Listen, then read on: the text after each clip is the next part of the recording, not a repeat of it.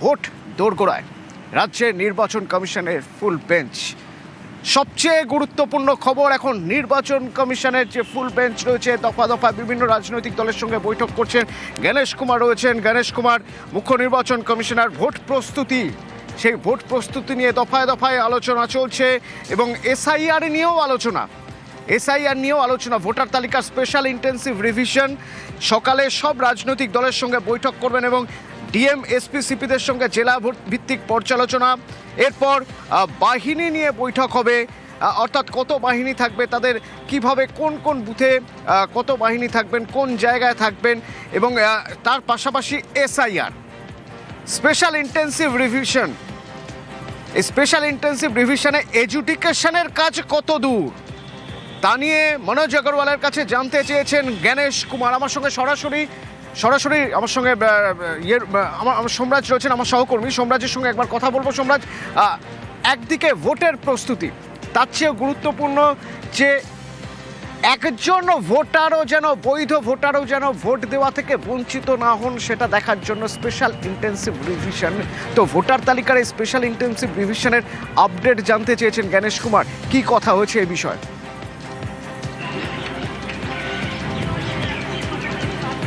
দাদা, একদমই। যখন বিভিন্ন রাজনৈতিক দলগুলির তরফে আবেদন আসছে যে এই 60 লক্ষ ভোটারের যে নিষ্পত্তি বাকি রয়েছে আন্ডার অ্যাডজুডিকেশন তালিকায় যারা রয়েছেন, তাদের নিষ্পত্তি না হওয়া পর্যন্ত যাতে ভোট না হয়, ইতিমধ্যেই কমিশনের ফুল বেঞ্চের কাছে সিপিআইএম এর তরফে সেই দাবি রাখা হয়েছে। ফলত বিভিন্ন রাজনৈতিক দলের তরফে যখন দাবি রাখা হয়েছে, সেটা আন্দাজ করেই গতকাল রাত্রিবেলায় দেশের মুখ্য নির্বাচন কমিশনার গণেশ কুমার, রাজ্যের মুখ্য নির্বাচনী আধিকারিক মনোজ কুমার আগরওয়াল এবং স্পেশাল রোল অবজারভার সুব্রত গুপ্ত থেকে পুঙ্খানুপুঙ্খ রিপোর্ট নেন বলে কমিশন সূত্রে খবর। গতকাল রাত 10টার পরে যে আলোচনা হয় মনোজ কুমার আগরওয়াল এবং সুব্রত গুপ্তর সঙ্গে, সেই বৈঠকেই মূলত এই যে আন্ডার অ্যাডজুডিকেশনের তালিকায় যে 60 লক্ষ ভোটারের বেশি নথি রয়েছে, যেগুলিকে নিষ্পত্তি করতে হবে জুডিশিয়াল অফিসারদের, তার কাজের অগ্রগতি কত দূর হলো এবং জেলা ধরে ধরে সেই রিপোর্ট নিয়ে নেন দেশের মুখ্য নির্বাচন কমিশনার গণেশ কুমার বলে কমিশন সূত্রে জানা যাচ্ছে। তুমি দেখছো যে গতকালের এই বৈঠকের পর আজকে বিভিন্ন রাজনৈতিক দলগুলির থেকে মতামত নিচ্ছে জাতীয় নির্বাচন কমিশনের ফুল বেঞ্চ। কিন্তু এখানেও যেটা দেখা যাচ্ছে অতনু, যে বিভিন্ন রাজনৈতিক দল, অর্থাৎ এখনো পর্যন্ত কমিশনের ফুল বেঞ্চের কাছে যতগুলি রাজনৈতিক দল গেছে, বেশিরভাগই কিন্তু চাইছে এক দফায় ভোট, দু দফায় ভোট, অর্থাৎ সর্বোচ্চ 2 দফার বেশি ভোট কেউ চাইছেন না। বিজেপির তরফে বলা হলো যে তারা চাইছেন 1 দফায় বা 2 দফায় ভোট। সিপিআইএম এর তরফেও বলা হচ্ছে যে তারা চাইছেন 1 দফায় ভোট, 2 দফায় ভোট, যদি কমিশন তা করতে পারে পর্যাপ্ত নিরাপত্তার ব্যবস্থা রেখে। অর্থাৎ গুরুত্বপূর্ণ একটা জায়গা তুলে ধরলে সোমরাজ। আপডেট খবর, সোমরাজ আপডেট দিলেন আমাদের যে এই যে বিভিন্ন রাজনৈতিক দলগুলির সঙ্গে বৈঠক হচ্ছে, প্রত্যেকটি রাজনৈতিক দলই প্রায় 1 বা 2 দফায় ভোটের কথা বলছে। সে প্রসঙ্গে আসবো, তবে তার আগে আরও একটা গুরুত্বপূর্ণ প্রসঙ্গ হলো অবাধ সুষ্ঠু ভোট গ্রহণ। তার জন্য 100% বুথে ওয়েবকাস্টিং, যা গত 2টো ভোটে করা সম্ভব হয়নি। সে বিষয়ে কি কথাবার্তা হয়েছে, কি ভাবনা চিন্তা চলছে, জানবো। আমার সঙ্গে প্রীতি রয়েছেন সরাসরি। প্রীতি,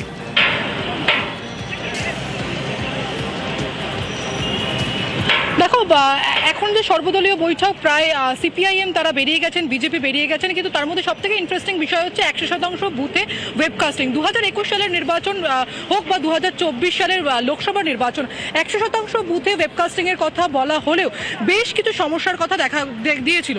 তার মধ্যে সবথেকে বড় সমস্যা হচ্ছে যে কোনো বুথের যে স্ট্রিমিং হচ্ছিল, সেই স্ট্রিমিংয়ের ফুটেজ সাধারণ মানুষ বা সামাজিক মাধ্যমে তা ছড়িয়ে পড়ছিল। অর্থাৎ নির্বাচন কমিশনের যে গোপনীয়তা, সেই গোপনীয়তা অবলম্বন বা বজায় থাকছিল না। তবে আজকের যে বৈঠক, সেই বৈঠকে কিন্তু এনশিওর করা হবে যে এই 100% বুথে যেমন ওয়েবকাস্টিং হবে, তার সঙ্গে সঙ্গে যে সমস্ত টেকনিক্যাল সমস্যাগুলো রয়েছে, যেমন বিদ্যুতের সমস্যার জন্য বেশ কিছু বুথে আমরা দেখেছিলাম যে ওয়েবকাস্টিং করা সম্ভব হয়নি, এবং টেকনিক্যাল যে সমস্ত সমস্যা রয়েছে তার জন্য গণেশ কুমার সহ যে 12 জনের টিম রয়েছে, ফুল বেঞ্চ রয়েছে, তার সঙ্গে একজন টেকনিক্যাল অ্যাডভাইজারি যার নাম হচ্ছে রঞ্জিত শ্রীবাস্তব, তিনি এসছেন। পুরো বিষয়টা প্রেজেন্টেশনের মাধ্যমে কিন্তু জানতে চাওয়া হবে যে কী কী সমস্যা কোন কোন বুথে গত নির্বাচনে বা তার আগের নির্বাচনে দেখা গিয়েছিল, এবং সেই সমস্যাগুলো কী কী সলিউশন বা কী কী কীভাবে সলভ করা দরকার, সেই সমস্ত বিষয় কিন্তু আলোচনা করা হবে এবং এনশিওর করা হবে যাতে 100% বুথে ওয়েবকাস্টিং হয়। এবং এই 100% বুথে যে ওয়েবকাস্টিং হচ্ছে, তার যে ফুটেজ, সেই ফুটেজ কোনোভাবে কোনো দলীয় কোনো রাজনৈতিক দল বা কোনো সামাজিক মাধ্যমে তা ছড়িয়ে না পড়ে এবং কমিশনের কাছেই কিন্তু সেই গোপনীয়তা বজায় থাকে। অতনু। ধন্যবাদ প্রীতি। এবং আমরা আপনাদের জানাচ্ছিলাম যে বিভিন্ন রাজনৈতিক দলগুলির সঙ্গে বৈঠক করছে নির্বাচন কমিশন, এবং রাজনৈতিক দলগুলি এক বা দু দফায় ভোটের পক্ষেই সওয়াল করছেন তৃণমূলের প্রতিনিধি দল। 3 জনের প্রতিনিধি দল নির্বাচন কমিশনে। এই 3 জনের মধ্যে রয়েছেন রাজীব কুমার, ফিরহাদ হাকিম এবং চন্দ্রিমা ভট্টাচার্য। কি কথা হবে, তৃণমূল কি চাইবে বা কি চেয়েছে জানবো। আমার সঙ্গে সোমরাজ রয়েছেন সরাসরি। সোমরাজ,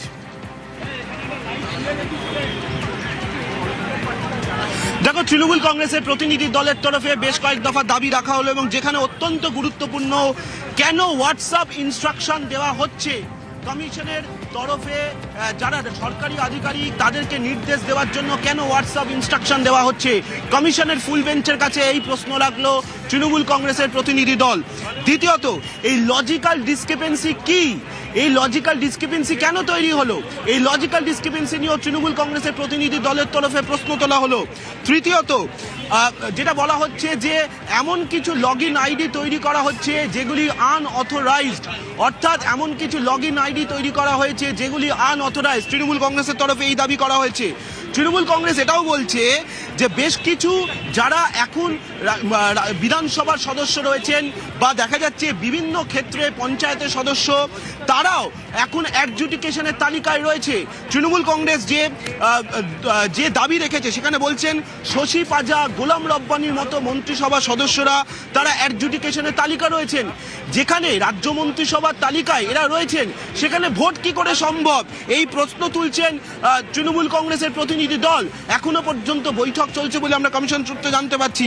তাছাড়া তারা এটাও বলছেন যে জেনুইন ভোটারদের বাদ দিয়ে দেওয়া হয়েছে ভোটার তালিকা থেকে, অর্থাৎ তৃণমূল কংগ্রেস কিন্তু তাদের তরফে এসআইআর এর বিভিন্ন প্রক্রিয়ার গাফিলতি নিয়ে তারা প্রশ্ন তুলেছেন বলে কমিশন সূত্রে আমরা জানতে পারছি। তৃণমূল কংগ্রেসের প্রতিনিধি দল, যে প্রতিনিধি দলে রাজীব কুমার রয়েছেন, চন্দ্রিমা ভট্টাচার্য রয়েছেন এবং ফিরহাদ হাকিম রয়েছেন, তাদের তরফে এই প্রশ্নগুলি নির্বাচন কমিশনের ফুল বেঞ্চের সামনে রাখা হয়েছে বলে আমরা কমিশন সূত্রে জানতে পারছি।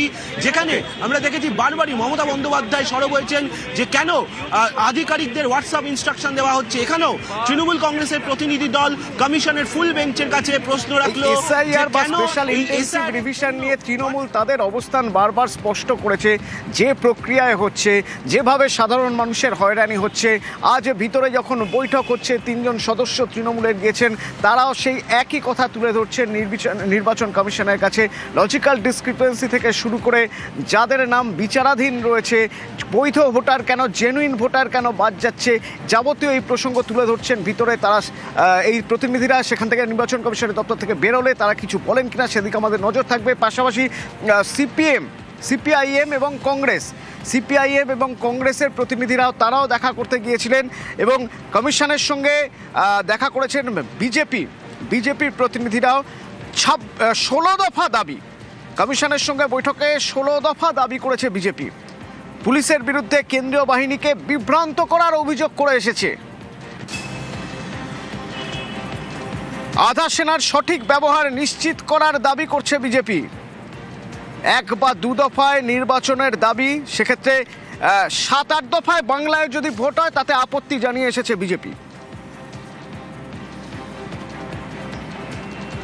নির্বাচন কমিশনকে আমরা 16 দফা দাবিপত্র দিয়েছি, এবং তার মধ্যে সবচেয়ে গুরুত্বপূর্ণ যে বিষয়, কেন্দ্রীয় বাহিনীর সদ্ব্যবহার। রাজ্য পুলিশ যেভাবে কেন্দ্রীয় বাহিনীর ব্যবহার করছে তাতে আমরা অসন্তুষ্ট, এবং নির্বাচন কমিশনেরই সেই কাজ তা পুনরুদ্ধার করা।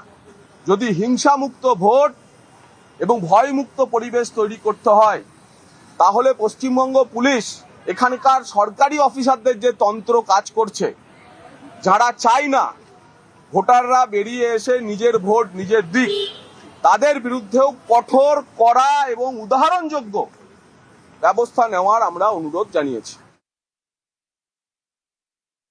इस बार का चुनाव हमारा अनुरोध है कि 1 चरण में कीजिए या सर्वाधिक 2 चरण में।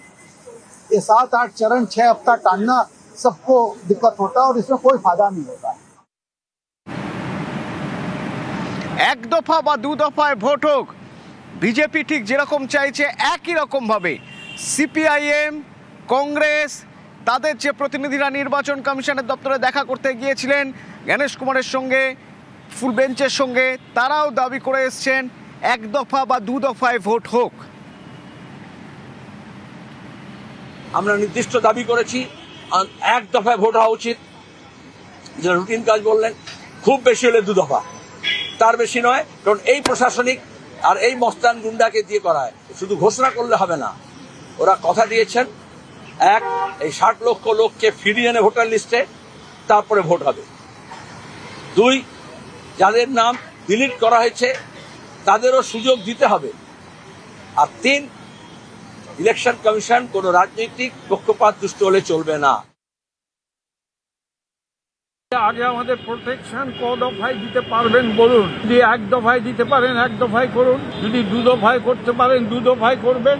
ইট ডিপেন্ডস অন ইউ, কোনো দফার ব্যাপার নয়, ব্যাপারটা হচ্ছে প্রোটেকশনে। আমরা খুশি হব এক দফায় হলে, এটাকে অ্যাসিওর করতে হবে যে এক দফার ভোট নিরপেক্ষ হবে। আপনি যদি বলেন এক দফায় ভোট হবে, ভোট লুট হবে, আমরা কখনো রাজি নই, কখনো রাজি নই, পরিষ্কারভাবে জানিয়ে দিচ্ছি। এবং নির্বাচন কমিশনকে পরিষ্কার বলেছি, ডিপেন্ডস অন ইউ। এর আগে গণেশ কুমার আছে কালীঘাটে মন্দিরে গিয়েছিলেন পুজো দিতে, সেই ছবি আপনাদের একবার দেখাতে চাইবো। আর নিউ টাউনের পরে কালীঘাটেও কিন্তু কালো পতাকা দেখানো হলো তাকে। মুখ্য নির্বাচন কমিশনার যখন পুজো দিতে যান, মন্দিরের বাইরেই বিক্ষোভের মুখে পড়েন গণেশ কুমার। এর আগে রাতে নিউ টাউনের বিক্ষোভের মুখে পড়েছিলেন Ganesh Kumar. Special roll observer তিনিও বিক্ষোভের মুখে পড়েন এবং প্রতিবাদের অধিকারের পক্ষে সওয়াল সুব্রত গুপ্ত।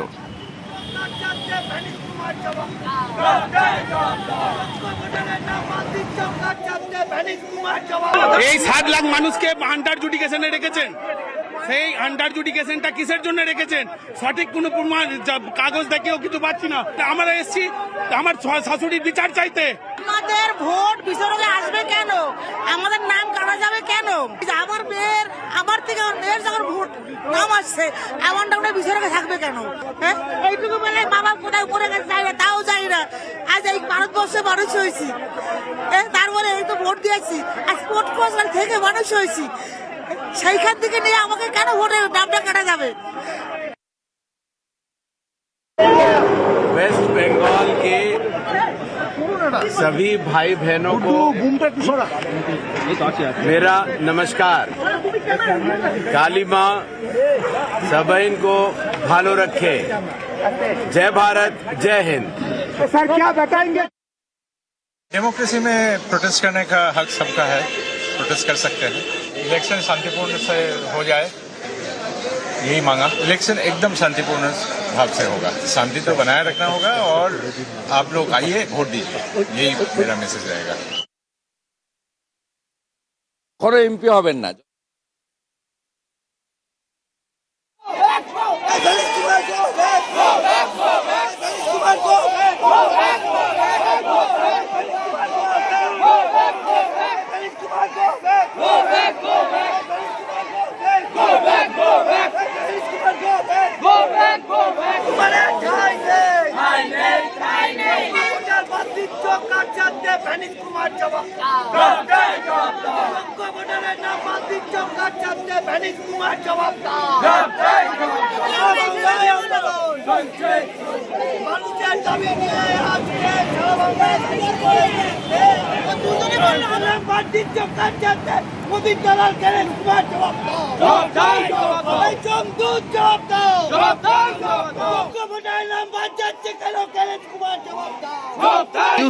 টানা ধর্ণা অবস্থানে মমতা বন্দ্যোপাধ্যায়, সেখান থেকেই বিজেপিকে তো গতকাল সন্ধ্যের একটা বক্তব্য প্রথমে শোনাতে চাইবো। আজ চতুর্থ দিন চলছে এই ধর্নার প্রতিবাদের টানা ধর্না, সেই ধর্মতলার ছবি আজকের ধর্মতলার ছবি একবার দেখাবো। এসআইআরে হয়রানি, মৃত্যুর অভিযোগ, বৈধ ভোটারের নাম বাদের অভিযোগ, একাধিক অভিযোগ। গতকাল রাত সন্ধ্যায় তিনি কি বলেছিলেন শোনাবো প্রথমে।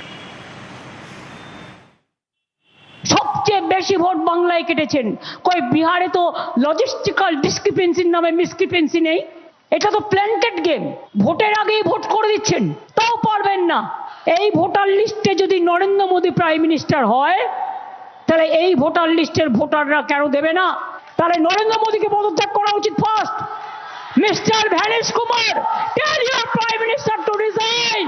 যত কিছু মাথা ব্যথা বাংলায়, দখল করতে বাংলা বিজেপি হয়েছে হ্যাংলা। ওই তো আধার কার্ড করেছিলেন 1000 টাকা করে নিয়ে, এখন বলছে নো আধার কার্ড, বলছে নো স্যার। বাড়ির কার্ড নো স্যার, লক্ষ্মীর ভান্ডার কার্ড নো স্যার, জমির কার্ড নো স্যার। बीजेपी जा बोलबे ये सर, पर्दा का पीछा में क्या है? ও ছুপের সামনে এজেন্সি চালাতে হয়। লেজুর ধরে তো ক্ষমতায় আছো, কয়েকটা লোভী লোককে নিয়ে আর কয়েকজনকে লোভ দেখিয়ে অনেক মহিলার ভোট কেটেছে অ্যান্টি মহিলা বিজেপি পার্টি। এগুলো গাধা না আতা, হাতা না খুন্তি, হাড়ি না কড়া। আবির রয়েছে সরাসরি আমার সঙ্গে। আবির, এসআইআর এর প্রক্রিয়ার প্রতিবাদ বা এসআইআর এর সাধারণ মানুষের হয়রানির প্রতিবাদের অনেকগুলো স্তর দেখেছি আমরা। কখনো রাজপথে হাঁটা, কখনো দেখেছি একেবারে নির্বাচন কমিশনের দপ্তরে পৌঁছে যাওয়া, কখনো সুপ্রিম কোর্টে সওয়াল করা। আজ যখন নির্বাচন কমিশনের ফুল বেঞ্চ এ রাজ্যে কলকাতা, সেই কলকাতার প্রাণকেন্দ্র ধর্মতলায় এখনও ধর্ণা অবস্থানে মমতা বন্দ্যোপাধ্যায়, ভোটের আগে কী ইঙ্গিত বহন করছে?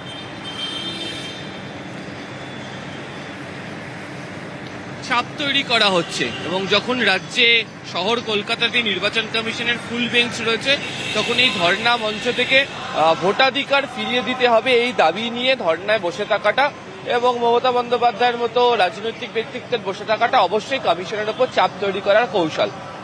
অতীতেও দেখতে পাওয়া গিয়েছে, সাম্প্রতিক অতীতে বলা ভালো, দেখতে পাওয়া গিয়েছে যে যখন জ্ঞানেশ কুমারের কাছে মমতা বন্দ্যোপাধ্যায় পৌঁছেছিলেন বা তার আগে অভিষেক বন্দ্যোপাধ্যায় গিয়েছিলেন, তখন যে ধরনের পরিস্থিতি তৈরি হয়েছিল, যে ধরনের সংঘাতপূর্ণ আবহ তৈরি হয়েছিল, তারপরে গোটা বিষয়কে কেন্দ্র করে তৃণমূল কংগ্রেস বারবার ধরে বলছে যে সুপ্রিম কোর্ট যখন অর্ডার দিচ্ছে সেই অর্ডারও লঙ্ঘন করা হচ্ছে, নিয়ম নীতি মানা হচ্ছে না। এবং বারবার ধরে আমরা দেখতে পাচ্ছি মমতা বন্দ্যোপাধ্যায়কে তার ফোনে তিনি বিভিন্ন যোগাযোগ রাখছেন। যেটা মনে করা হচ্ছে সেটা হচ্ছে যে তৃণমূল কংগ্রেসের যে 3 প্রতিনিধি রাজীব কুমার, ফিরহাদ হাকিম, চন্দ্রিমা ভট্টাচার্য এই মুহূর্তে নির্বাচন কমিশনের ফুল বেঞ্চের সামনে রয়েছেন, তাদের সঙ্গে প্রতিনিয়ত তিনি যোগাযোগ রেখে চলেছেন। এবং তুমি জানো যে এই মঞ্চ থেকে গতকালকেও যে বক্তব্য তুমি শোনালেও অতনু কিছুক্ষণ আগে, এবং এটাই হচ্ছে তৃণমূল কংগ্রেসের বক্তব্যের যে জায়গা, যে যারা বিচারাধীন অবস্থাতে রয়েছে তাদের অধিকার ফিরিয়ে দিতে হবে এবং বৈধ যারা ভোটার রয়েছেন তাদেরকে বৈধতা দিয়েই এই নির্বাচনের ক্ষেত্রে যেতে হবে। গতকাল আবির, তোমাকে একটু আগে বলছিলাম যে আমরা বিভিন্ন পর্যায়ে দেখছিলাম এই প্রতিবাদের। তার আরেকটা পর্যায়ে আজ পার্লামেন্টের 2 কক্ষে এই যে তুমি বলছিলে যে বৈধ ভোটারের নাম বাদ যাওয়ার অভিযোগ তুলে সরব হয়েছেন তৃণমূল সাংসদরাও, সে বিষয়েও একটু জানতে চাইব।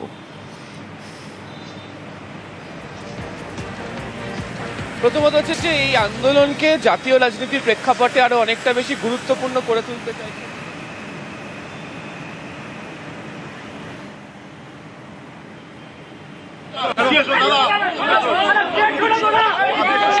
তৃণমূলের প্রতিনিধি দল, আপনাদের কিছুক্ষণ আগে জানাচ্ছেন তৃণমূলের 3 জন প্রতিনিধি তারা নির্বাচন কমিশনের দপ্তরে গিয়েছিলেন, নির্বাচন কমিশন দেখা করছেন। তৃণমূলের প্রতিনিধিদের মধ্যে রাজীব কুমার, ফিরহাদ হাকিম, চন্দ্রিমা ভট্টাচার্য ছিলেন। তারা এই 3 জন গিয়েছিলেন, তারা বেরিয়ে এলেন। কি বলবেন, কিছু বলবেন কি? আমাদের নজর থাকবে, কারণ এখনই আমরা কিছুক্ষণ আগেই ভিতর থেকে যে খবর পেয়েছি আপনাদের জানিয়েছিলাম যে তারা ভিতরে গিয়ে বেশ কয়েক দফা দাবি জানিয়ে এসেছেন, বেশ কয়েক দফা দাবি, 6 দফা দাবির কথা বলে এসেছেন তারা। হোয়াটসঅ্যাপে কেন ইনস্ট্রাকশন দেওয়া হচ্ছে সেই অভিযোগ করে এসেছেন, লজিক্যাল ডিসক্রিপেন্সি নিয়ে অভিযোগ করে এসেছেন। নির্বাচন কমিশনের অফিস থেকে যে ডাক দেওয়া হয়েছিল অল পার্টি মিটিং এর, তার শেষ দফার অর্থাৎ 11টা 45 থেকে 12টা হচ্ছে শেষ ছিল, সেই দফায় আমাদের অল ইন্ডিয়া তৃণমূল কংগ্রেসকে ডাকা হয়েছিল। আমরা দলের পক্ষ থেকে গিয়েছিলাম, আমার সঙ্গে মাননীয় মন্ত্রী এবং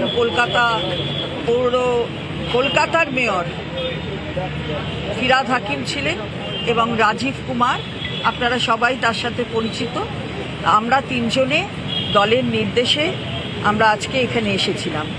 আমরা বারবার করে বললাম যে কথা, যে আপনার কাছে আমরা বহুবার গেছি, বহুবার যে অ্যানোমালিগুলো রয়েছে সে কথা আমরা আপনাদের কাছে বলেছি, কিন্তু আমরা আপনাদের ওপর নিরপেক্ষ সংস্থা হিসাবে বিশ্বাস রাখি, কিন্তু সেই বিশ্বাসটা সত্যে প্রমাণিত হচ্ছে না।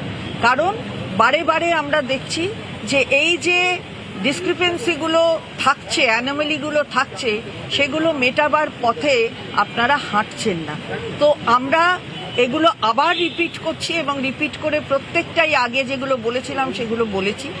তার সাথে আমরা গুরুত্বপূর্ণভাবে যেটা বলেছি সেটা হচ্ছে যে 63 লক্ষ কিছু ভোটার বাদ দিয়ে দিয়েছিলেন, তারপরে কিছু আবার 60 লক্ষ বাদ দিয়ে দিয়েছেন। তো আগে আনম্যাপড ভোটারের সংখ্যা ছিল 32 লাখ, তো কোথা থেকে আবার 60 লাখ চলে এলো? এই যে ডিসক্রিপেন্সিগুলো হচ্ছে, এর কোনো এই অ্যানোমালিগুলোর আমরা কোনো উত্তর পাচ্ছি না। এবং এই জিনিসগুলো যদি আপনারা ব্যাখ্যা না করে বলেন তাহলে মানুষ বুঝবে কি করে? যেমন ফর্ম 6 যখন জমা পড়েছে 6 লক্ষর বেশি, সেখানে যখন অ্যাড করেছেন নতুন ভোটার, কারণ ইনক্লুসিভ ডেমোক্রেসি আমাদের সবসময়, ইলেকশন কমিশন বলে নতুন ভোটার অ্যাড হোক, সে জায়গায় দাঁড়িয়ে 6,33,000 যখন অ্যাপ্লিকেশন নতুন ভোটারের, তখন অ্যাডিশন হচ্ছে 1 লক্ষ সামথিং। আর যখন ফর্ম 7-এর 42,000 অড হচ্ছে, ফর্ম 7-এর জন্য দেওয়া হয়েছে, সেখানে ডিলিশন হয়ে যাচ্ছে ফর্ম 7-এ 5 লক্ষ অড। এই অ্যানোমালির উত্তর দেবে কে? সেটা আমরা জিজ্ঞাসা করলাম।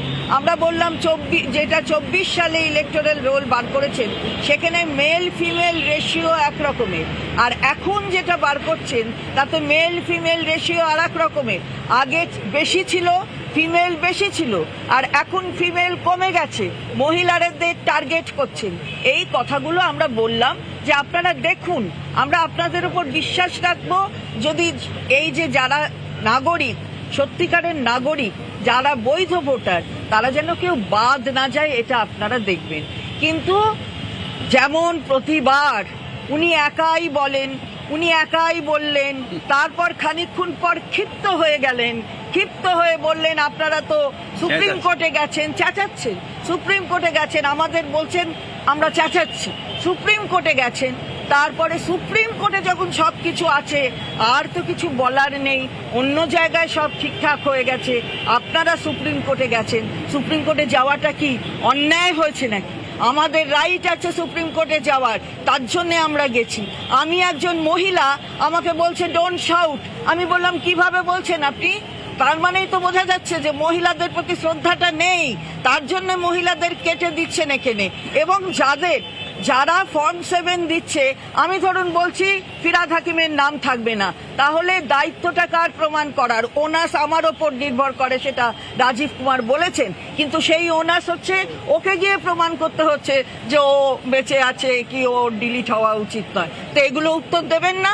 ও তো সব সুপ্রিম কোর্টে আছে, তো সব সুপ্রিম কোর্টে আছে, তো আমাদের ডাকলেন কেন? আজকে আমরা কি করতে এলাম তাহলে? আমাদের ডেকেছেন যখন, তখন শুনতে তো আপনাকে হবে। এই কথাগুলো আমরা বলে এলাম, আমাদের কথা শুনতে রাজি নন, সুপ্রিম কোর্টে গেছে তো গেছে, তো বেশ করেছি, গেছি, যাব না কেন? আমার অধিকার, আমার বাংলার মানুষকে ঠিক রাখার অধিকার, তাদের ভোটের অধিকারটাকে রক্ষা করার অধিকার। আর মহিলাদের প্রতি চেঁচানো আপনি দেখে নেবেন। এরপর আমি বলছেন যেখানে আমি যাচ্ছি বলছে, সবাই বলছে আমার নাম নেই। তা কেন নাম নেই? তারা বলছে কেন? তারা বলছে এই কারণে যে আপনি এইটা তৈরি করে দিয়েছেন, এইভাবে ইআরওদের পাওয়ার কেড়ে নিয়েছেন, ডিইওদের অন্য ধরনের পাওয়ার দিয়ে দিয়েছেন। এগুলো আমরা বারবার বলেছি, কিন্তু আপনি তাকে আমলই দেননি, তার জন্যই তো সুপ্রিম কোর্ট যেতে হয়েছে। এইটা আমরা বলে এলাম। এবার আমি বলবো আমার মাননীয় মন্ত্রী ফিরহাদ হাকিমকে বলবো। দফার ভোটের তো প্রশ্ন নয়, এটা দফার ভোটের আলোচনা নয়। যেটা আমি বললাম যে আমি জানি আপনি কে এবং কিভাবে পলিসি তৈরি করেন আমরা জানি। এখানে একটা পারসেপশন তৈরি করেছে, যেটা এখানে যারা আমাদের পলিটিক্যাল পার্টি, আমাদের বিরোধী বিজেপি, তারা একটা পারসেপশন তৈরি করেছে বাংলায় ঘুষপেটিয়া আছে, রোহিঙ্গা আছে। কিন্তু আপনার এই 2 মাসের প্রসেসে কোনো ঘুষপেটিয়াকে প্রমাণ করতে পারেননি, কোনো রোহিঙ্গা প্রমাণ করতে পারেননি, একটাও নেই।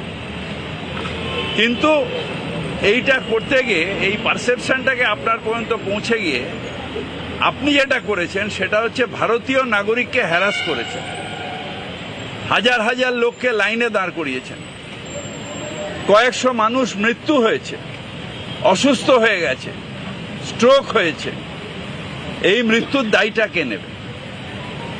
এতগুলো মানুষ তারা কাজকর্ম ছেড়ে দিয়ে ডেলি লেবার, হয়তো রোজ আনে রোজ খায়, তারা দিনের পর দিন গিয়ে লাইনে দাঁড়িয়ে আছে শুধু প্রমাণ করার জন্য ভারতীয়কে প্রমাণ করতে হবে যে আমি ভারতীয় নাগরিক, আমার দয়া করে ভোটার লিস্টের নাম কেটো না। আপনার এটা ভুল হয়ে গেছে। বিজেপির কথা শুনে এই পলিসিটা তৈরি করেছেন, এটা ভুল হয়ে গেছে। আমি বললাম খুব সিম্পল, একটা তিনটে ওয়ার্ড আছে কিন্তু খুব কষ্ট করে এটাকে বলতে হয়, আই অ্যাম রং। আপনি এখানে বলতে পারবেন না যে আই এম রং। আপনার ভুল হয়ে গেছে। এতগুলো ভারতের নাগরিককে আপনি হ্যারাস করেছেন। শুধু একটাই আপনার কাছে আবেদন, দেখবেন যাতে কোনো ভারতীয় নাগরিক তার ভোট অধিকার থেকে বঞ্চিত না হয়। এটা একটা ভারতীয় নাগরিকের অধিকার এবং এই ভোট অধিকার আমার অধিকার, কনস্টিটিউশন আমায় দিয়েছে। কারোর ক্ষমতা নেই এই অধিকার আমায় কেড়ে নেওয়ার। যদি কেউ কেড়ে নেয় তাহলে ইলেকশন কমিশন পর্যন্ত আনকনস্টিটিউশনাল কাজ করছে। বিজেপি বলে এসছে আমলাতন্ত্র পুলিশতন্ত্র নিয়ে, যে ওদেরকে নিয়েই তো ভোটটা করাতে হবে, ব্যবস্থার কথা বলে এসছে। শোনেন, বিজেপির পায়ের তলায় মাটি নেই। ওই ভুল পারসেপশনের জন্য রোহিঙ্গা ঘুষপেটিয়া করে আজকে বাংলার সর্বনাশ করে দিয়েছে। বাংলার নিরীহ মানুষকে ভোটার লাইনে দাঁড় করিয়ে দিয়েছে।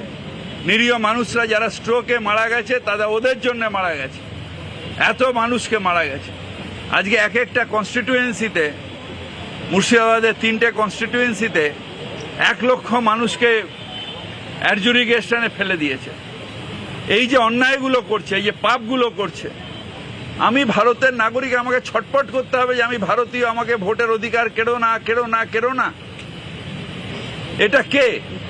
কেন বিজেপি অধিকার কে দিয়েছে? বাবুদের রাগ হয়েছে, সুপ্রিম কোর্ট গেছে। আরে সুপ্রিম কোর্টে যাব, আমি ভারতের নাগরিক, আমার অধিকার আছে কোর্টে যাওয়ার। তুমি অন্যায় করবে, তুমি ভুল ভোটার কেটে দেবে, তার সুপ্রিম কোর্টে যাওয়ার আগে কতবার আপনার কাছে ডেলিগেশন গেছে তৃণমূল কংগ্রেসে। উনি বলছেন আধার কার্ড সুপ্রিম কোর্ট বলার পরে বলছে, সুপ্রিম কোর্ট বলে দিয়েছে যে ওটা আইডেন্টিটি। তা আপনি তো আইডেন্টিটি দেখবেন। আপনি কে মশাই যে সিটিজেনশিপটা আপনি দেখবেন যে কে সিটিজেন, কে সিটিজেন না, ভারতীয় নাগরিক। আপনি কি, আপনাকে আইন দিয়েছে? আমার আইডেন্টিটি আছে, আমি আমার আইডেন্টিটি, তাই সেটাই তো বলেছে, সেটাই তো বলে দেয়। আধারের আইনও তাই বলে দেয়। তা আপনি কি আমাদের বলে দেবেন আপনি নাগরিক, আমি নাগরিক, নাকি ববি হাকিম, ফিরাজ হাকিম নাগরিক? আপনার বলার অধিকার আছে। সেই আইন আপনাকে সেই পারমিশন দিয়েছে? আপনি তো সংবিধানের ঊর্ধ্বে উঠছেন। বিজেপিও বলছে যে আমরা 60 লক্ষের কথা বলিনি।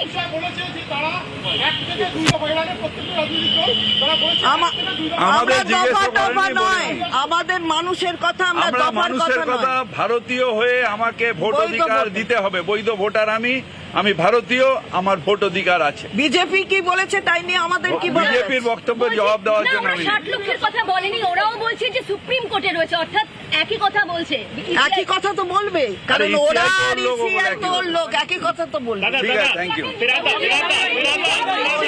বলে দাও। Also, several of your sitting minister, MLA, councillors are also not there. We have told them, a few of them, we have highlighted that they